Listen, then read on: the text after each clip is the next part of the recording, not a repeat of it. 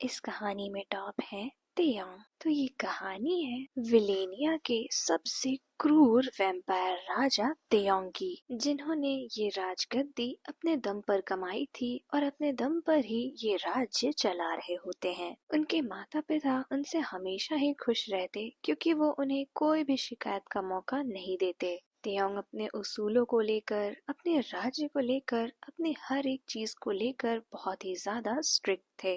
लेकिन उनके mummy papa को एक चिंता हमेशा खाई जाती थी कि तेयोंग शादी नहीं कर रहे हैं। उन्हें राजगद्दी संभालते हुए करीबन 20 साल हो चुके हैं और उन्होंने अभी तक एक भी शादी नहीं की है। तो उन लोगों को ये डर था कि अगर इन्होंने शादी नहीं की तो आगे का वंश कौन बढ़ाएगा, जिस पे तेयोंग को मनाने के लिए हर कोई तैयार रहता, पर तेयोंग मानने के लिए कभी तैयार नहीं होते। उनसे पूछा जाता कि आखिर कारण क्या है जो आप शादी नहीं करना चाहते हैं, पर तेयोंग कभी भी इस बात को जवाब दिए बिना ही चले जाते। उनके लिए बहुत खूबसूरत खूबसूरत राज्य की लड़कियां ले आई जाती, पर वो किसी को भी पसंद नहीं करते। उनके माता पिता ने उनके लिए जितने भी स्वयंवर रखे वो सब के सब खाली है, क्योंकि तेयोंग कभी किसी को चुनते ही नहीं। तेयोंग के माता पिता ने हर एक हथकंडे अपना कर देख लिए, पर तेयोंग शादी के लिए राजी नहीं हुए। तो उन लोगों ने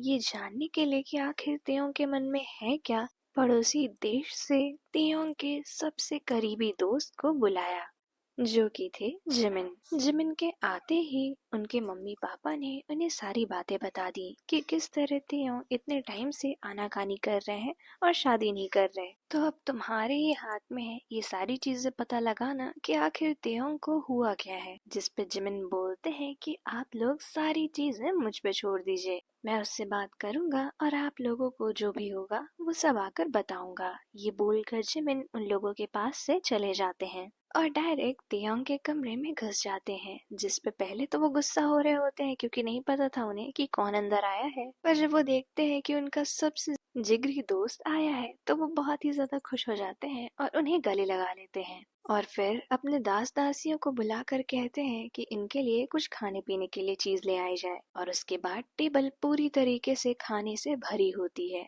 और वो दोनों आमने सामने बैठे होते हैं। जिमिन पहले अपने यहाँ की चीजें बता रहे होते हैं, उनसे नॉर्मल बात कर रहे होते हैं, फिर अचानक से कहते हैं कि मेरे मम्मी पापा कह रहे हैं कि मैं शादी कर लूं, तुम्हें क्या लगता है तेयोंग? तो तेयोंग बोलते हैं, अरे वाह, ये तो बहुत अच्छी बात है, तुम शादी करोगे, तुम्हारी लाइफ में एक नया फेज आएगा, अच्छी बात है, करनी चाहिए तुम्हें शादी। जिस पे जिमिन मन ही मन सोचते हैं, इसका मतलब ये कारण तो नहीं हो सकता है कि ये शादी नहीं ही करना चाहता है, शादी तो ये करना चाहता है। उसके बाद जिमिन ऐसे ही और बातें कर रहे होते हैं, फिर बीच में पूछते हैं कि तो तुम्हारे घर में कहीं बात नहीं हो रही क्या शादी की? तो तेयोंग उन्हें बोलते हैं कि तुम तो जानते ही हो मम्मी पापा को, वो लोग तो काफी टाइम से कह रहे हैं शादी करने के लिए। लेकिन इतना बोलकर तेयोंग चुप हो जाते हैं। तो जिमिन उनसे कहते हैं, तुम्हें पता है ना तेयोंग, वैम्पायर्स धीरे धीरे कितने ज्यादा कम हो रहे हैं, तो इसके लिए हमें शादी करना काफी ज्यादा जरूरी हो जाएगा।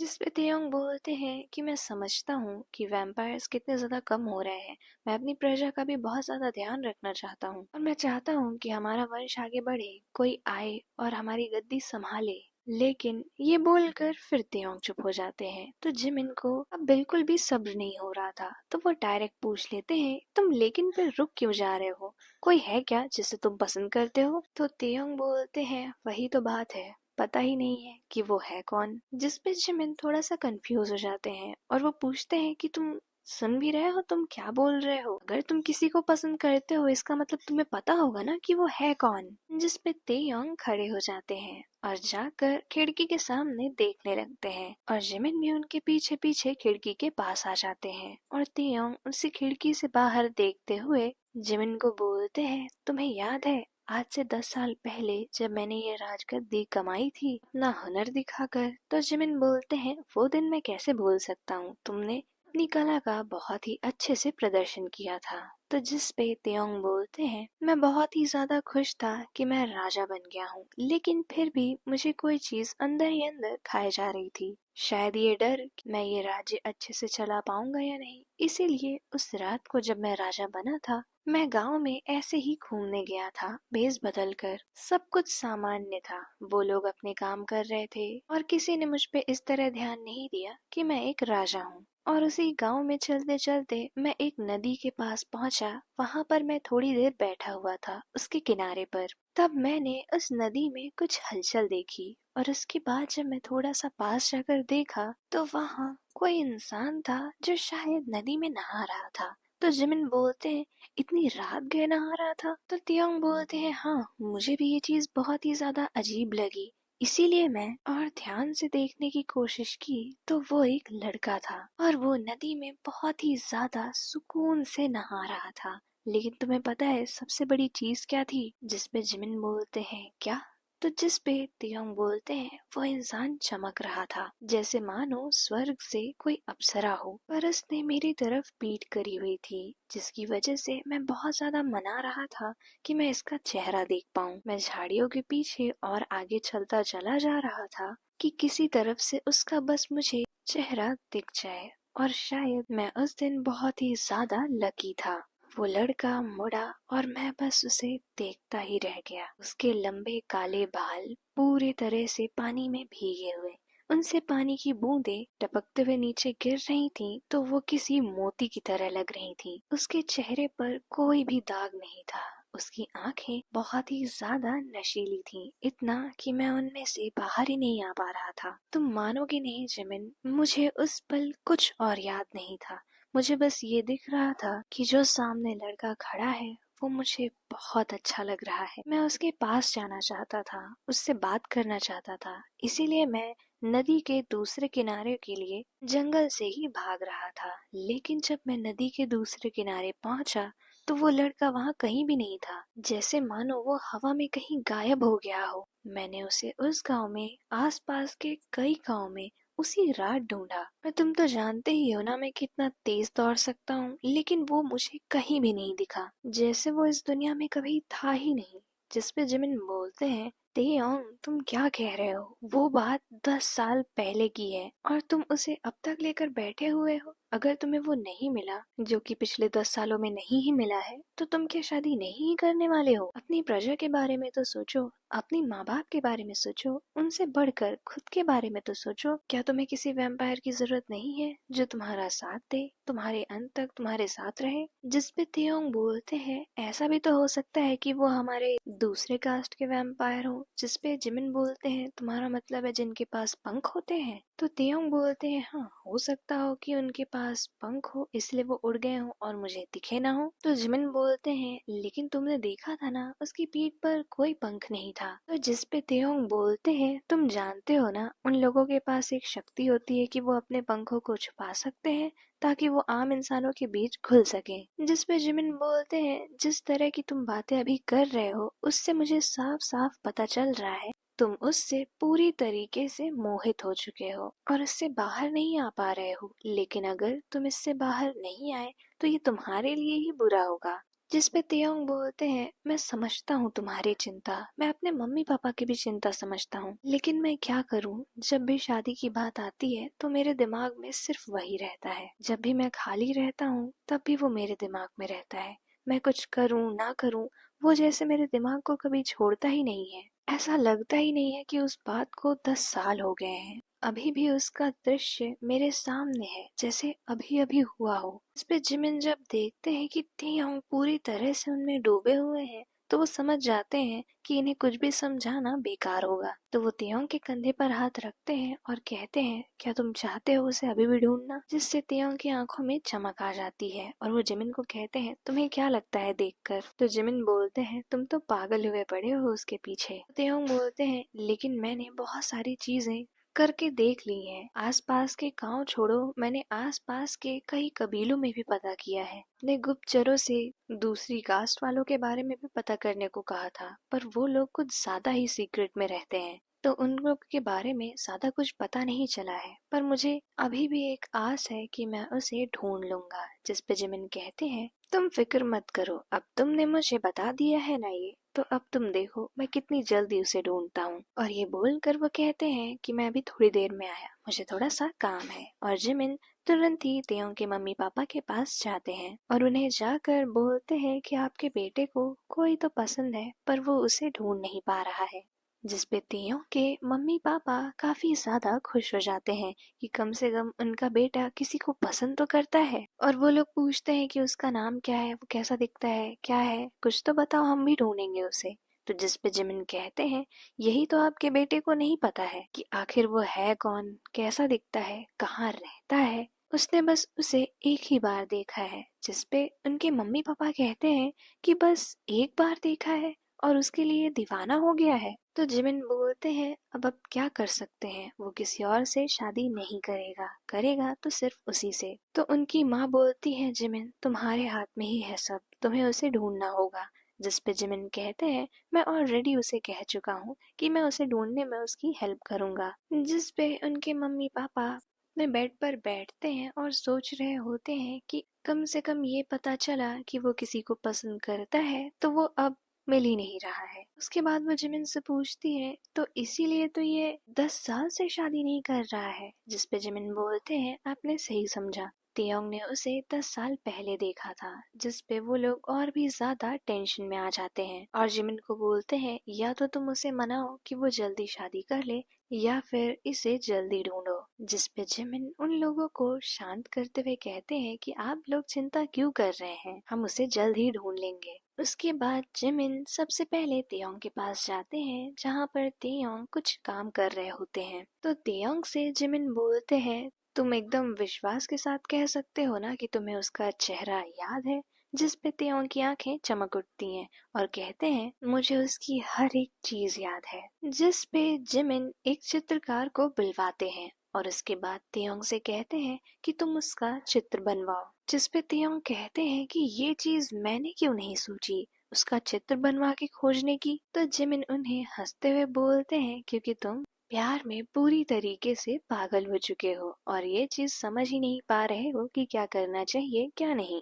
जिस पे तेयोंग बोलते हैं तुम मेरा मजाक मत उड़ाओ, मैं उसे ढूंढ भी सकता हूँ। तो जिमिन बोलते हैं वो तो दिख रहा है, पिछले 10 सालों से बस उसके ख्यालों में खोए रहते हो। उसके बाद चित्रकार अपनी सारी चीजें सेट कर लेते हैं और तेयोंग को कहते हैं कि उनकी सारी चीजें अच्छे से बताएं। जिस पे तेयोंग अपनी आंखें बंद करते हैं और उन्हें वही दिखाई दे रहे होते हैं। और फिर धीरे धीरे तेयोंग उनकी हर एक चीज चित्रकार को बता रहे होते हैं और चित्रकार उसी हिसाब से उनका चित्र भी बना रहे होते हैं। उसके बाद जब तेयोंग उनके बारे में बताना रुकते हैं तो चित्रकार कुछ और चीजें पूछते हैं जिनका जवाब तेयोंग देते हैं। उसके कुछ देर बाद वो चित्रकार उस चित्र को अच्छे से बनाकर देता है तेयोंग को देखने के लिए। और जब तेयोंग उस चित्र को देखते हैं तो पूरी तरीके से खो जाते हैं और फिर वो जिमिन की तरफ वो चित्र बढ़ाते हुए कहते हैं कि यही है वो। और जब जिमिन उनका चित्र देखते हैं तो वो भी काफी ज्यादा मोहित हो जाते हैं और क्यों ना हो वो इतने ज्यादा खूबसूरत जो लग रहे थे। जिस पे तेयोंग उनसे वो चित्र लेते हुए कहते हैं ये सिर्फ मेरा है, इसके ऊपर नजर भी मत डालना तुम। तो जिमिन हंसते हुए कहते हैं कि बिल्कुल नहीं, मैं भी बस थोड़ी देर के लिए उसकी खूबसूरती में खो गया था, सच में तुमने रूपवान को ही चुना है। जिस पे तेयोंग बोलते हैं मुझे ये तो नहीं पता कि उससे सुंदर या फिर उससे अच्छा कोई और होगा नहीं, लेकिन उसने मुझे पूरी तरीके से अपना बना लिया है। उसके बाद जिमिन अपनी तरह से उन्हें खोजना शुरू करते हैं। उसी चित्रकार से उनका और भी ज्यादा चित्र बनवाते हैं ताकि वो लोगों को उसे बांट सकें और जल्द से जल्द वो उन्हें ढूंढ पाएं। लेकिन जैसा जिमिन और तेयोंग ने सोचा था वैसा कुछ भी नहीं होता है। 1 महीने बीत चुके थे लेकिन उनके बारे में ना तो तेयोंग को कुछ पता चलता है ना ही जिमिन को। और जब ये बात तेयोंग के मम्मी पापा को पता चलती है तो उन लोगों के सब्र का बांध अब टूट रहा होता है और उन लोगों ने तेयोंग को वार्निंग भी दे दी थी कि अब जो भी रिश्ता आएगा हम लोग उसे तुम्हारे लिए तय कर देंगे और तुम्हें वो शादी करनी ही पड़ेगी। तुम जब तक चाहो उसे ढूंढ सकते हो, लेकिन अब तुम्हें शादी करनी ही पड़ेगी। और ये बोलकर बिना तेयोंग की कोई भी बात सुने उनके मम्मी पापा वहाँ से चले जाते हैं। अगले 2 से 3 हफ्ते भी तेयोंग के लिए काफी ज्यादा मायूसी भरे ही रहते हैं, क्योंकि अभी भी उनका कोई भी पता नहीं चला था। और उसके कुछ ही टाइम बाद तेयोंग के मम्मी पापा उनके कमरे में बहुत ही खुशी से आते हैं और कहते हैं, तुम्हारे लिए एक बहुत ही ज्यादा अच्छा रिश्ता आया है और हमने हाँ भी कह दी है तेयोंग। जिस पे तेयोंग उन लोगों को मना कर रहे होते हैं कि मैं इससे शादी नहीं करना चाहता हूँ, आप लोग क्यों मेरे पीछे पड़े हुए हैं। जिसको सुन के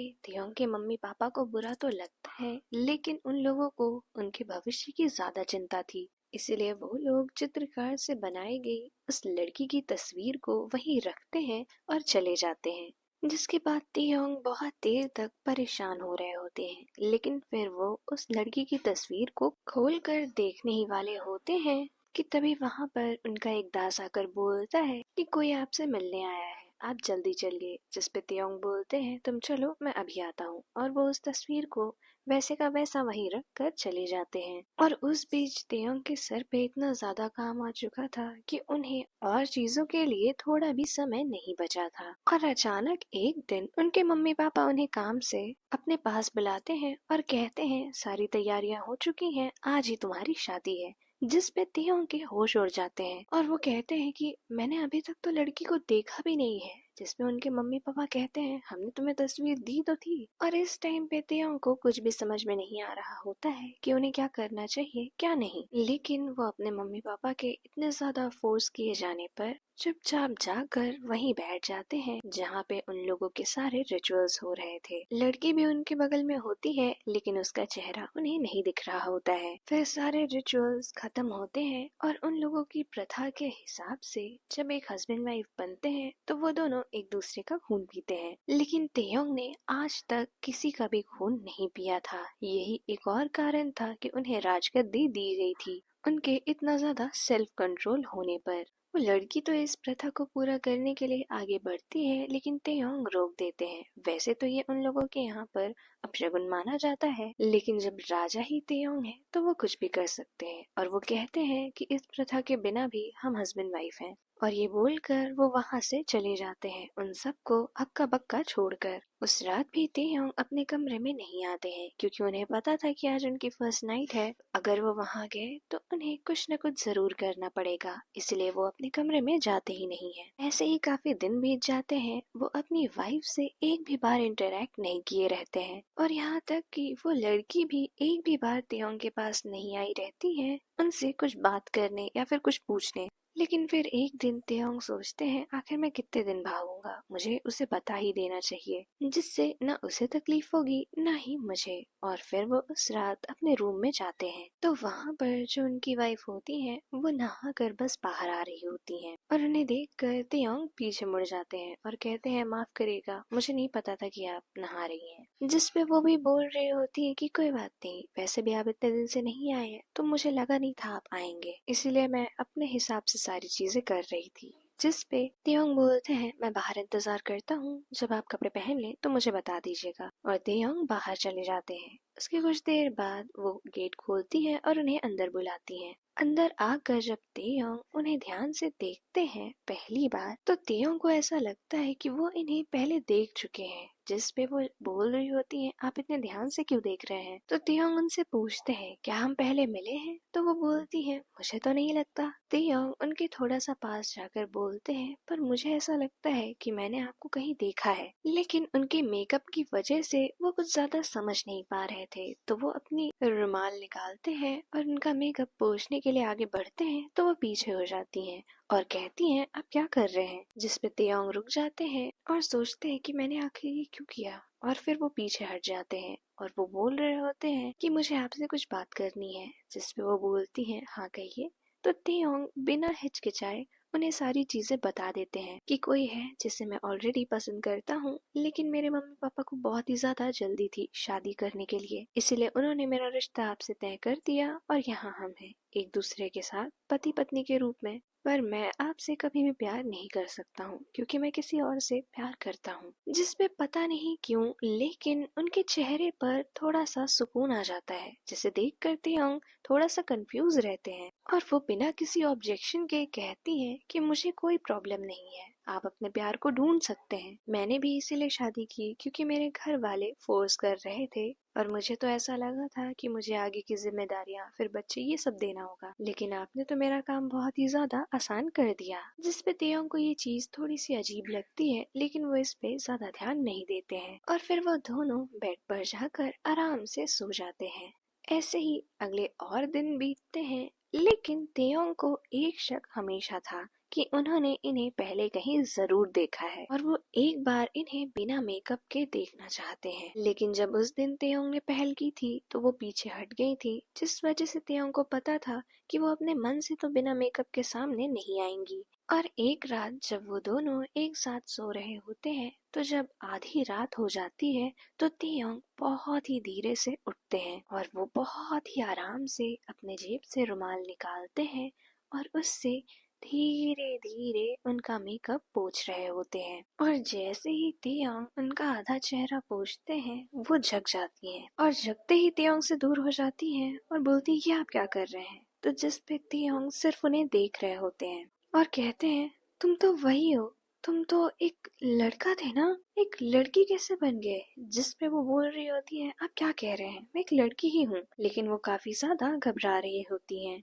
तो जिस पे तेयोंग कहते हैं, तुम्हें पहले दिन जब मैंने देखा था तब भी मुझे ऐसा लग रहा था मैंने तुम्हें कहीं देखा है, लेकिन तुमने इतनी ज्यादा कोटिंग कर रखी थी मेकअप की कि मुझे बिल्कुल भी समझ नहीं आता था कि मैंने तुम्हें कहाँ देखा है। और आज देखो, बिना मेकअप के तुम बिल्कुल उसकी तरह लग रहे हो। तो वो पूछती है, किसकी तरह। जिस पे तेयोंग कहते हैं, तुम बस मुझे 1 मिनट दो, और वो भागते हैं अपने उसी चित्र को ढूंढने के लिए जो उन्होंने बनवाया था। और फिर वो भागते हुए उनके पास वो चित्र लेकर आते हैं और जब वो उसे देखती हैं तो उनकी आंखें भी फटी की फटी रह जाती हैं। तो तेयोंग कहते हैं कि मैं फालतू में इतना परेशान हो रहा था, तुम तो मुझे अपने आप ही मिल गए। जिस पे वो थोड़ा सा पीछे हटते हैं और उसके बाद अपने कपड़े में से एक चाकू निकाल कर तेयोंग की तरफ बढ़ा देते हैं और उनसे कहते हैं, अगर आप मेरे थोड़ा सा भी पास आने की कोशिश किए या फिर मुझे नुकसान पहुंचाया तो मैं बिना कुछ सोचे समझे आपको मार दूंगा। जिसमें अभी तक तो तेयोंग इस बात से खुश थे कि उन्होंने इनको पा लिया है, लेकिन अब उन्हें बहुत ही ज्यादा शक हो रहा था कि अगर ये एक लड़का है तो लड़की बनकर मुझसे शादी क्यों किया, और अभी इसका अगर मैंने सच पकड़ लिया है तो ये इतना ज्यादा डर क्यों रहा है, कहीं ये किसी दूसरे मकसद से तो यहाँ पर नहीं आया है। और उसके बाद वो उनसे पूछते हैं कि तुम्हारा नाम क्या है, जिसपे वो बताते हैं कि मेरा नाम जंगकुक है।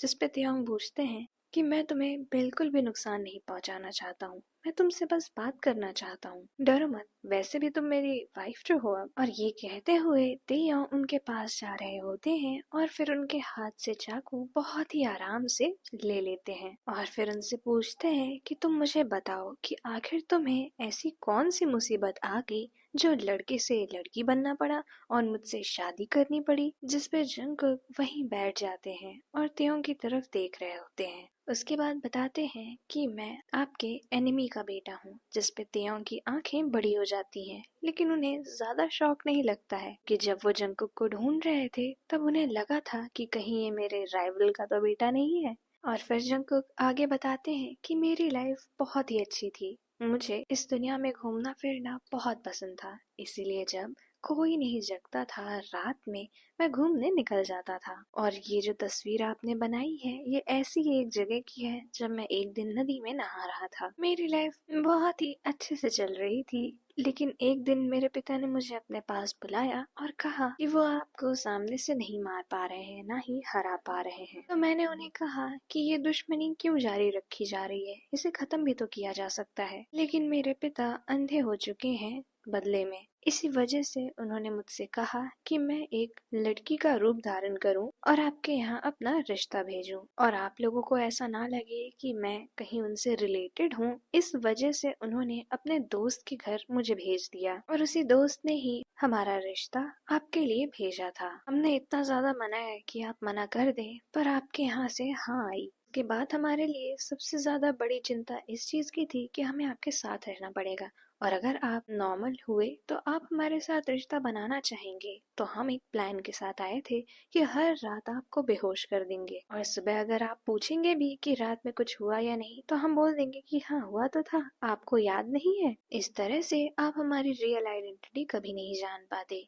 और उसके बाद हमें एक अच्छा मौका ढूंढना था और वो ढूंढ कर हमें आपको मारना था। लेकिन आप हमारा विश्वास करिए, हम ऐसा कुछ भी नहीं करना चाहते थे। जिस दिन से हमारे पिता ने हमसे कहा था कि हमें ये शादी करनी है, उस दिन से तो हमारी जिंदगी से जैसे रंग ही गायब हो गया हो। पर यहाँ आकर हमें एक चीज अच्छी मिली कि आप हमारी तरफ ध्यान ही नहीं देते थे। शुरू शुरू में तो आप हमारी तरफ देखते भी नहीं थे, ना ही हमारे कमरे में आते थे। तो ये हमारे लिए बहुत ही ज्यादा सुकून भरी चीज थी। और जब हमारे पास आप आए भी, तब भी आपने हमें बता दिया था कि आप किसी और से प्यार करते हैं, जिसकी वजह से हम और भी ज्यादा खुश हो गए थे। अब बात बस इतनी सी थी कि हमें आपको मारना था, जो कि हमसे हो नहीं पा रहा था। जितने भी दिन आप हमारे साथ सोए हैं, उतने दिन हमने कोशिश की थी कि आपको मार डालें, लेकिन आपको देखने पर आप इतने ज्यादा मासूम लगते हैं कि हमसे हमारा चाकू चला ही नहीं। पर अब जब आपने हमें पकड़ लिया है, तो आप जो भी सजा देंगे हमें मंजूर है। जिस पे तेयोंग उनके पास आते हैं और कहते हैं सजा तो हम तुम्हें देना चाहते हैं, लेकिन सजा होगी क्या, उसे सोचने में हमें थोड़ा सा समय चाहिए।